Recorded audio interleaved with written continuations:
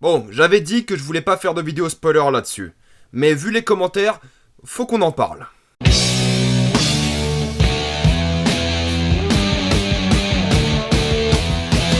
Kong, Skull Island. Cette vidéo sera remplie de spoilers et sera sûrement complémentaire à la dernière vidéo que j'ai fait. Donc avant de regarder cette vidéo, allez voir celle d'avant sur Kong Skull Island. Sur ce, on va spoiler. J'ai dit plein de trucs sur Kong Skull Island. J'ai dit que c'est un film que je déteste, que je trouve absolument nul à chier et qui est limite nanardesque.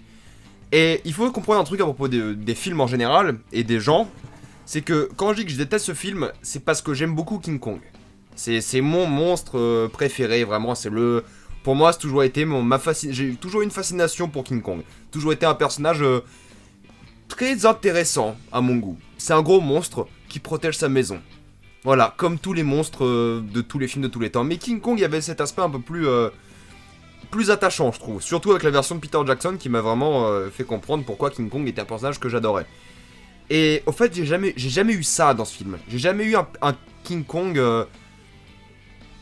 je sais pas, animal au fait. Parce que, quoi qu'il arrive, ça reste un gros gorille. Ça reste un gorille, faut que ce soit un gorille. Là, avec le nouvel univers cinématographique des monstres, on a vraiment un Godzilla qui est protecteur, gardien, et là c'est pareil. On a un King Kong qui est là pour être le gardien, le grand protecteur de l'île. Quoi qu'il arrive, il sera là pour la protéger, et je suis pas fan de cette idée. Je suis pas fan de cette idée où King Kong est vraiment le maître de l'île, mais en même temps, c'est un maître qui mérite d'être là.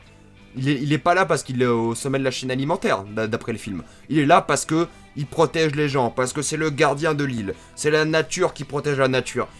Et c'est pas vraiment ce que je trouve intéressant à King Kong. Et même son apparition était d'une banalité phénoménale. Quand le film commence, déjà il y a de la musique, c'est très fort comme film. Ils mettent de la musique tout le temps, une musique qui n'a aucune thématique, qui n'a aucun lien avec le film. À un moment, pendant la scène où il y avait King Kong qui débarque pour la première fois, il y avait Paranoid de Black Sabbath, et vous savez que j'aime bien Black Sabbath, c'est en intro de chaque vidéo que je fais. Mais ça n'avait aucun rapport avec les thèmes. C'était juste parce que c'était de l'époque, c'est tout. Mais sinon, ça n'avait aucun rapport avec aucun thème du film. Et l'apparition de King Kong était d'une banalité extrême. Il est énorme. Et d'ailleurs, ça m'a rendu fou. Parce qu'à chaque fois qu'on voit un énorme truc dans ce film, c'est toujours le coucher du soleil. C'est toujours la fin de la journée. Puis après, le contre-plan, c'est midi, quoi. Mais quand il y a King Kong, on le voit. Ah ouais, il est 19h, ça va bientôt le soleil va bientôt se coucher. Et non, là, on a, après le contre-plan, il est midi, quoi. Je comprends pas. Ils le font tout le temps dans le film, ça. Je sais pas pourquoi, comment, elle a aucune cohérence. Ouais. Pourquoi je me suis fait un café au lait, j'aime même pas ça, quoi. Putain. Et pour moi, King Kong a grosso modo été bâclé. Pour moi, il a été complètement raté. C'est pas au niveau des effets spéciaux ou quoi, parce qu'on s'en fout des effets spéciaux. Franchement, on est en 2017. Le seul moyen de remarquer des effets spéciaux dans un film, maintenant, c'est qu'ils soient mal faits. Sinon, on s'en fout, il n'y a plus rien à dire. C'est bien fait, ok. À moins d'avoir des effets spéciaux qui changent vraiment la donne du point de vue artistique, qui n'était pas le cas de King Kong, il n'y a rien à dire, quoi. Même Doctor Strange, je pensais aux effets spéciaux, c'était beaucoup plus intéressant, parce que ça jouait avec la perspective et tout, mais là, c'est juste un gros singe. On a déjà vu ça plein de fois, c'est plus... Les effets spéciaux ne sont plus un argument de vente dans ce genre de film. Ce n'est plus le cas, ce n'est plus possible. Avoir des gros monstres, on sait faire, c'est fini.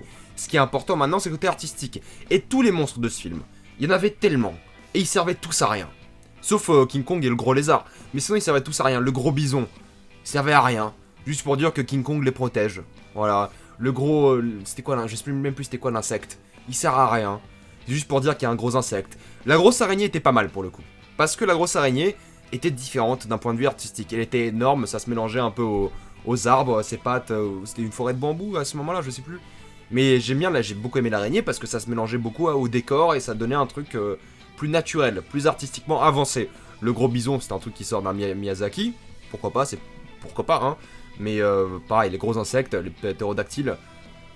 Mais au niveau originalité, on a vu mieux partout. Même Avatar était plus original, parce que pour le coup, Avatar était très beau à l'époque, maintenant c'est un peu moins beau pour le coup, mais il y avait une vraie originalité derrière, dans le design. Là, il n'y a rien, là c'est juste des gros animaux qu'on a déjà, un peu à la Miyazaki, mais plus gros.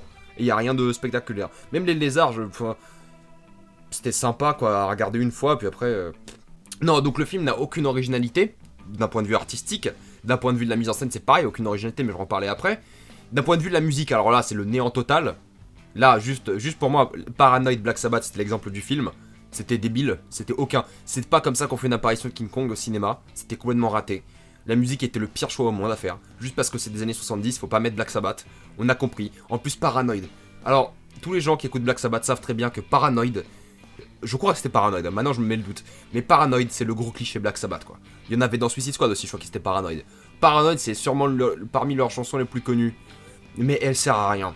Clairement, c'est pas la chanson à utiliser de Black Sabbath. Il y en a plein d'autres. War Pigs aurait été beaucoup mieux pour le coup pour ce genre de scène. Mais je dis ça, je dis rien. En tant que fan de Black Sabbath, c'est vexant de une.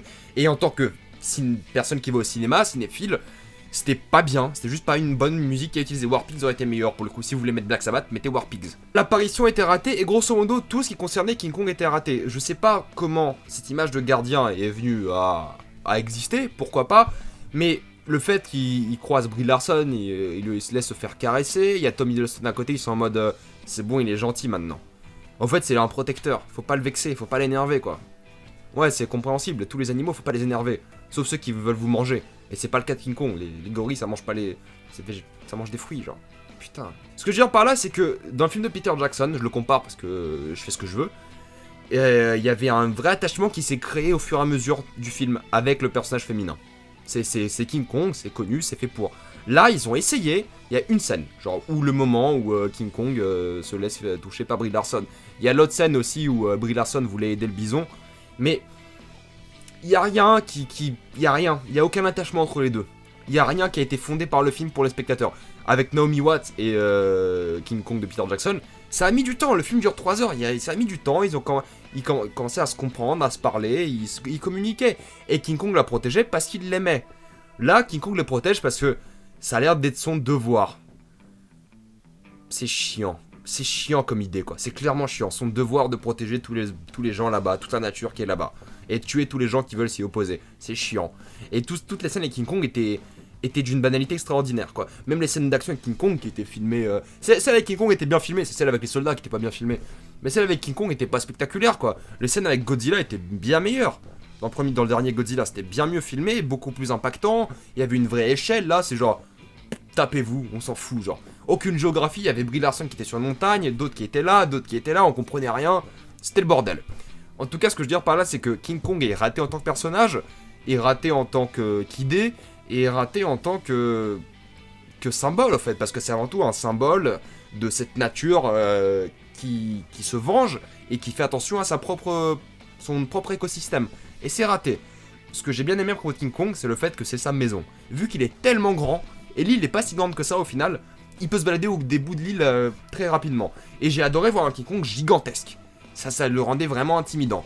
Mais quand tout est gigantesque, rien ne l'est. C'est ça le problème. Si on a... Pareil, Godzilla au moins, il était gigantesque, mais on avait des gratte-ciel. On avait des vraies comparaisons qu'on connaît dans la vie de tous les jours. Là, on avait des montagnes. Là, on avait Tom Hiddleston qui est comme ça et King Kong qui est beaucoup plus grand. On avait des hélicos, ça aide pas. Les gratte-ciel étaient une bonne idée dans Godzilla parce qu'on se rend compte de l'échelle du truc. On se rend compte de à quel point c'est énorme. Dans King Kong, il peut être très grand. Il aurait pu faire 10 mètres ou 150. Ça aurait rien changé. Ça aurait vraiment rien changé. Bon, pas pour l'histoire, mais pour l'idée de King Kong. En tout cas, en tant que fan de King Kong, il n'y a pas vraiment l'essence de King Kong qui est représentée là-dedans. Il n'y a pas ce que j'aime à propos de King Kong. Il n'y a pas cet effet vraiment attachant de King Kong. Et quand il va se fight avec Godzilla, je sais même pas pour qui je vais tenir. On s'en fout quoi. Genre, ça a pas l'air intéressant. Ça a pas l'air. Le personnage n'a pas été rendu assez intéressant pour voir Godzilla et King Kong se battre. Je sais pas. Non, du tout. On parlait de l'action et je disais à quel point l'action était illisible. Et ce que je veux dire par là, c'est que l'action avec le gros monstre n'était pas illisible, mais celle avec les soldats était pas intéressante et illisible. Surtout dans la forêt avec l'araignée, ou même avec... quand le soldat, le Toby Kennel, s'assoit sur l'insecte, après il se lève, et derrière lui il y a le monstre. Alors ça c'est un plan que je déteste au cinéma, parce que c'est très très facile. C'est qu'on voit l'insecte se reculer en pensant que c'est le petit qui lui a fait peur, alors qu'il y a un gros monstre derrière. Et le pire c'est que, c'est pas le fait, c'est pas l'idée, le concept de ce plan, c'est vraiment le plan lui-même. C'est genre... Il se retourne, et là ça coupe, et le monstre il lui saute à la gueule. Après on a un plan d'un dog tag par terre en sang, quoi. Là c'est cliché, c'est nul. C'est le genre de film qui aurait tellement profité d'être R-rated. Ça aurait tellement profité d'être pour les adultes, ce genre de film. Ça aurait rendu l'île beaucoup plus cauchemardesque. Là, il ne l'est pas. Dans Peter Jackson, l'île, vous ne voulez pas vivre là-bas. C'est un cauchemar. Là, c'est limite paradisiaque. Hein. Mis à part tous les monstres de partout, les kraken, tout ça, Mais ça avait pas cet effet limite claustrophobe. Si tu te bats quelque part, tu peux te faire tuer. Dans Peter Jackson, il y avait les indigènes, il y avait tous les lézards, il y avait toutes les conneries, tous les insectes géants, toutes les larves, tous les tyrannosaures, toutes ces conneries-là. Il y avait tout ça avant. Là, il y a plein de monstres, mais aucun n'a l'air menaçant. Oui, il peut vous tuer, ok, mais on a l'air d'aller d'étape en étape. On n'a pas quelque chose d'organique. L'île n'était pas organique. Kong était raté, l'île était ratée, et l'action était plutôt mal filmée parce que on n'avait ni cette idée d'échelle, du coup ça gâche un peu l'action, mais l'action était surtout gâchée parce que des fois elle n'était pas bien filmée, c'était illisible, on comprenait pas trop ce qui se passait, la géographie était mal gérée, surtout dans le dernier combat final avec le gros lézard, et surtout que l'action ne marche qu'à une seule condition, c'est qu'on en a quelque chose à foutre. Et on en a rien à foutre, parce que les personnages étaient tous mauvais, tous très mauvais. Qu'est-ce que vous pouvez me dire sur Tom Hiddleston? C'est un tracker qui a fait l'armée, et son père l'a quitté, quand il était petit. Cette histoire ne servait à rien d'ailleurs, que son père l'ait quitté, c'était juste dit comme ça vite fait pour le rendre plus ou moins attachant. C'est tout ce qu'on sait sur lui, le reste on s'en fout. Brie Larson, c'est une journaliste anti-guerre, proclamée anti-guerre, qui était censée remplir le personnage féminin fort, parce que depuis le début du film ils font genre « une femme !» Génial, non c'était raté aussi, elle sert à rien, l'attachement avec King Kong est raté aussi. Samuel Jackson était le seul qui était un peu plus intéressant parce que c'est quelqu'un qui ne voulait pas arrêter d'aller à la guerre parce qu'il ne connaissait que la guerre. Il ne connaissait que ça et c'est tout ce qu'il savait faire. Du coup, pour lui, c'est normal qu'il veuille se venger de la mort de ses camarades, qu'il veuille tuer tout le monde. Parce que il connaît que ça. Parce que il a fait le Vietnam, il y a des vétérans qui sont devenus fous à cause de ça. On voit bien Samuel Jackson, je pense que j'ai dit Peter Jackson plutôt, je sais pas. Samuel Jackson qui est vraiment dans cet aspect du vétéran, qui veut tuer tout le monde parce qu'il connaît que ça, et c'est sa seule raison de vivre. Et ça, j'ai bien aimé. Par contre, il est têtu, c'est insupportable ça. Par contre, tellement têtu, enfin, incroyable. Non, je plaisante, mais vraiment, c'est le seul personnage qui avait quelque chose de plus complexe à propos de lui. C'était vraiment quelqu'un qui n'a que ça, qui ne connaît que ça, et sans le Vietnam, lui, c'était rien, c'était personne. Et c'est ce que j'ai aimé voir. Par contre, tout le reste, tous les potes soldats là qu'ils ont essayé d'en rendre attachants en leur montrant, en leur faisant jouer des jeux, en leur parlant un peu de leur backstory, tout ça, c'est raté. Parce que de 1, c'est facile, de 2, c'est cliché, de 3, ils sont pas intéressants et les acteurs se donnaient pas. Aucun acteur se donnait. Même Samuel Jackson, tous les gros plans sur ses yeux, c'était nanardesque.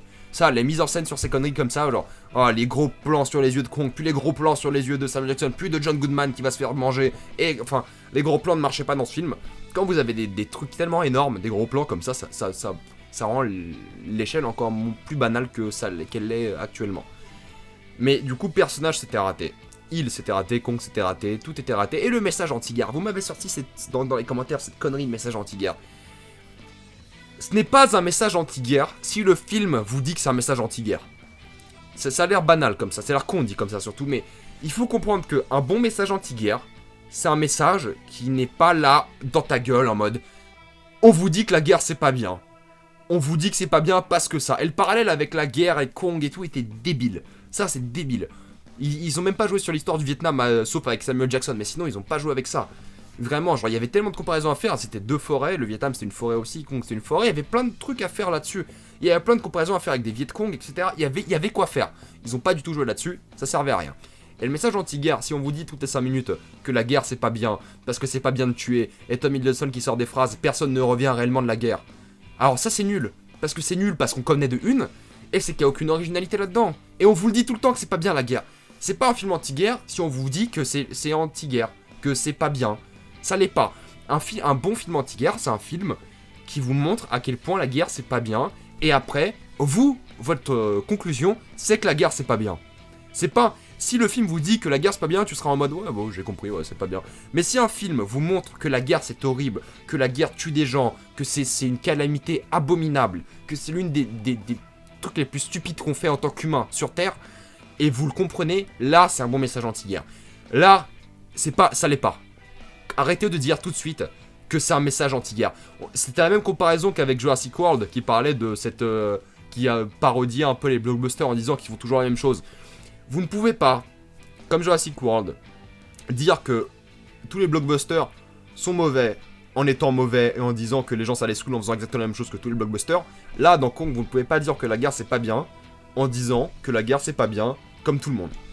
Les seuls films qui marchent dans n'importe quelle thématique, que ce soit la guerre ou pas, C'est uniquement intéressant quand vous ne le dites pas, quand vous le montrez et vous l'expliquez et vous laissez le spectateur en conclure. Ce n'est pas un film anti-guerre. Non, c'est un blockbuster mauvais, nanardesque, avec des monstres qui se tapent. Ça s'arrête là. Il n'y a rien de plus complexe, il n'y a rien de plus profond, parce que il n'y a aucune originalité dans la mise en scène, dans les idées de scénario, aucun personnage, mis à part Samuel Jackson, qui est un peu au-dessus, il n'y a rien, aucun acteur qui se donne, aucune idée de musique, rien. Rien n'a apprécié dans le film en tant que film. C'est pour ça que je dis qu'en tant que film, vraiment nanardesque, parce qu'il y a des plans qui sont ridicules, les acteurs qui sortent des phrases très drôles, très drôles parce que c'est nul, ça peut être un bon nanar. Pour le coup, je pense que Kong est un bon nanar à regarder à 3h du mat à la télé.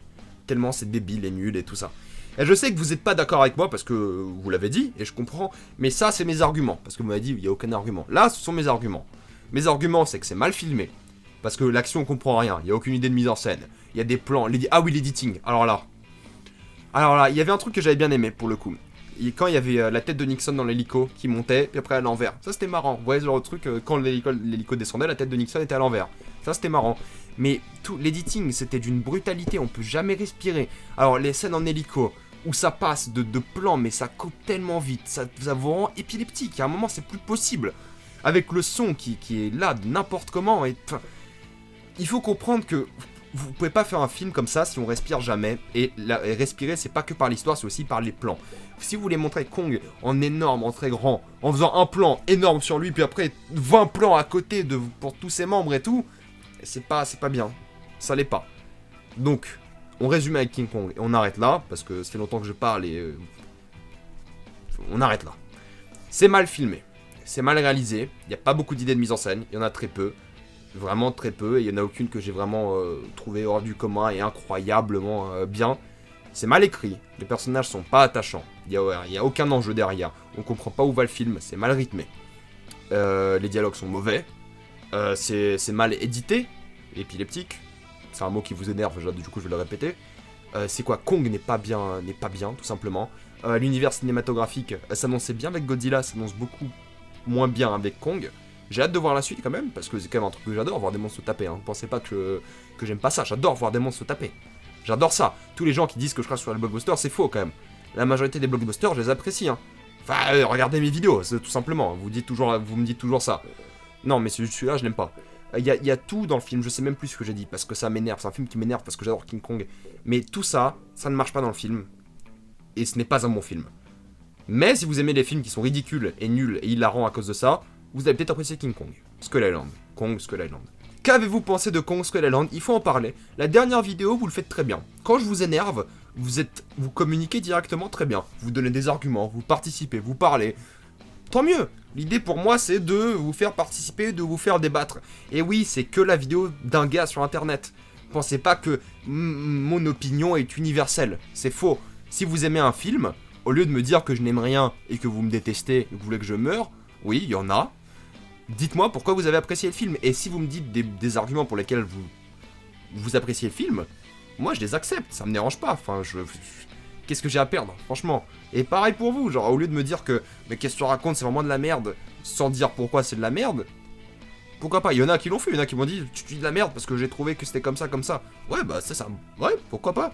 Mais du coup, faut communiquer, débattez, parlons-en, et mettez-moi ça dans les commentaires. Suivez-moi sur Facebook, sur Twitter, abonnez-vous à la chaîne YouTube, allez voir mes vidéos que je fais de temps en temps là quand même, parce que personne ne les regarde ces vidéos alors que je les adore. J'ai fait une vidéo sur Walk the Line, le film sur Johnny Cash. J'ai fait une vidéo sur Premier Contact et Manchester by the Sea. C'est des vidéos qui sont bien pour le coup. Vraiment, je bosse là-dessus, je bosse vraiment là-dessus, c'est écrit, c'est bien fait, tout ça. Allez les voir, dites-moi ce que vous en pensez, et si vous les aimez pas, dites-moi aussi pourquoi. Facebook, Twitter, abonnez-vous à la chaîne YouTube, et parlez-en, débattez, partagez, c'est le but. C'est du cinéma. Le cinéma, ça se fait pas tout seul. Le cinéma, ça se fait en groupe. Ok? Partagez, je vous dis à la prochaine fois et salut à tous.